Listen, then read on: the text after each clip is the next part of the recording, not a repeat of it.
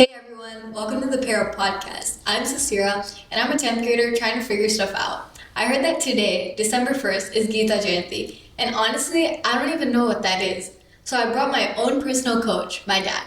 He's a tech exec by day, but on weekends he taught Hindu philosophy to teens like us. So Paul, let's make this super simple. What is Gita Jayanti?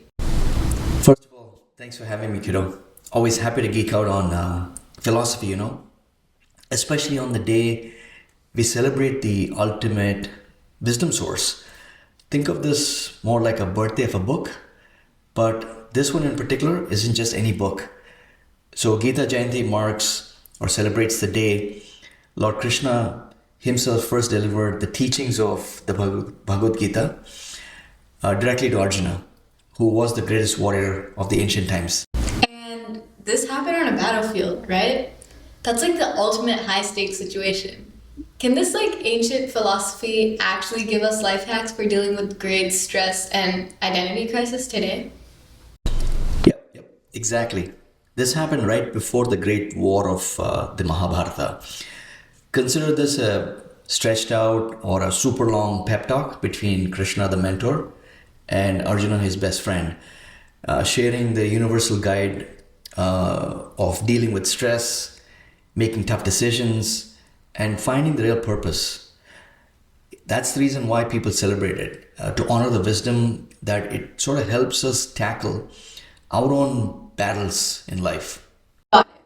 So it's not just a boring history lesson, it's a survival guide for life's biggest dilemmas. That actually makes sense. Okay, let's get into the good stuff. What are the top 2 life hacks from the Gita that a 10th grader can actually use today? Okay, the first one, the effort first rule, the karma yoga. This is the most famous one. You have the right to perform your prescribed duty, but you're not entitled to the fruits of your actions. Wait, so I should work really hard on my homework but not care about the grade? That sounds impossible and feels confusing. That's an excellent follow on. So that's where the Gita gives you a superpower. It says you have the right to action, but never to the results. You can very much control the hours you study and the quality of your efforts. What you cannot control is the teacher's grading curve and the exact questions on the test. So the anxiety comes from focusing on the thing I can't control, the result? Exactly. The Gita says define your success by your effort, your karma, not the outcome.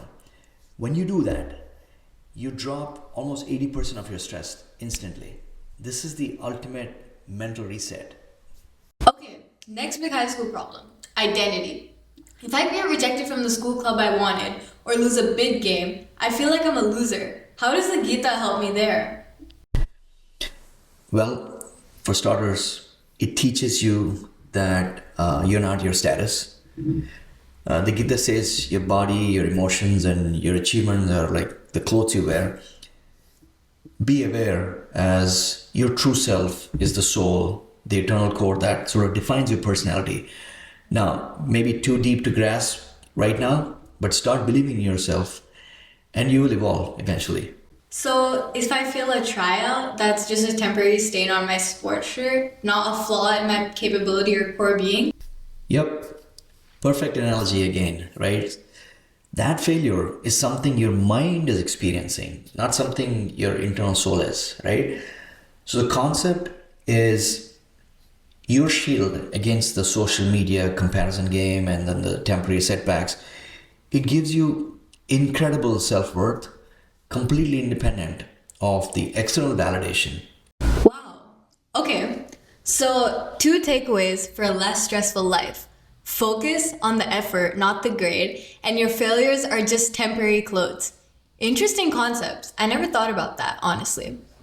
Yeah, that's the wisdom of Gita in a nutshell. And let's celebrate and honor the greatest teachings, at least the birth of the greatest book, a philosophy that works as well today as it did over 5,000 years ago.